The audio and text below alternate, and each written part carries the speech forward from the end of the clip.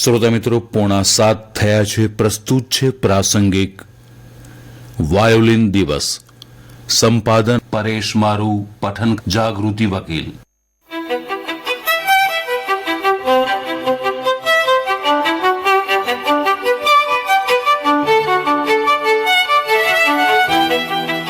સંગીતની મજા માણવાના સાધનોમાં તંતુવાદ્યનું ખાસ મહત્વ છે, જેના મુખ્ય ભાગ પર કસેલા તાર બાંધેલા હોય છે. તેના પર બો ફેરવીને આંગળીઓની કરામતથી જુદા જુદા સ્વરો નિર્માણ કરવામાં આવે છે.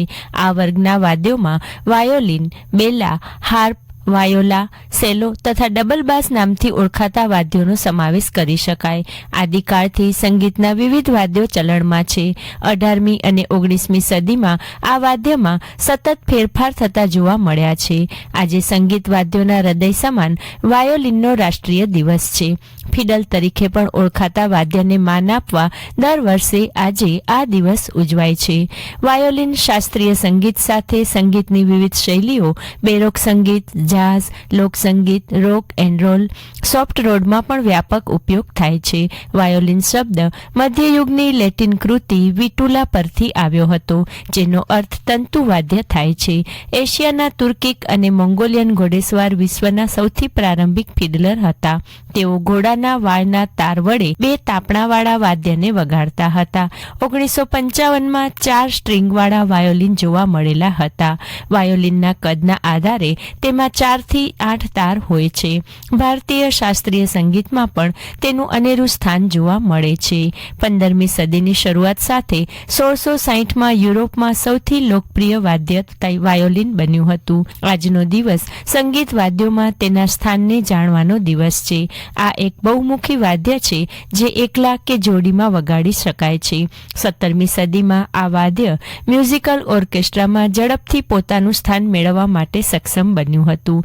વિશ્વના મહાન વાયોલિન વાદકોમાં જર્મનના એજા સોફી મટર, ઇન્ઝાક પર્લમેન, જોશુઆ બેલ, નાદની સાર્લેના સોનેનબર્ગ જેવાનો સમાવેશ થાય છે.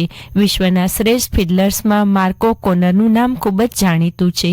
સિમ્ફની ઓર્કેસ્ટ્રામાં વિશ્વમાં આજે તંતુ વાદ્યોનું ખૂબ જ મહત્વ છે, જેમાં વાયોલિન, અલ્ટો, સેલો અને ડબલ બાસનું મહત્વ છે. સૌપ્રથમ વાયોલિન લોકપ્રિય ન હતું. વાસ્તવમાં તેને નીચા દરજ્જાની સંગીતમય સાધન તરીકે ગણવામાં આવતું હતું, પરંતુ 1600 સુધીમાં ક્લાઉડિયો મોન્ટેવેર્ડી જેવા જાણીતા સંગીતકારોએ તેમના ઓપેરામાં વાયોલિનનો ઉપયોગ કર્યો હતો અને વાયોલિનનો દરજ્જો વધ્યો હતો. એક વખત મુખ્ય સંગીતકારોએ વાયોલિન માટે સમય લખવાનું શરૂ કર્યું હતું.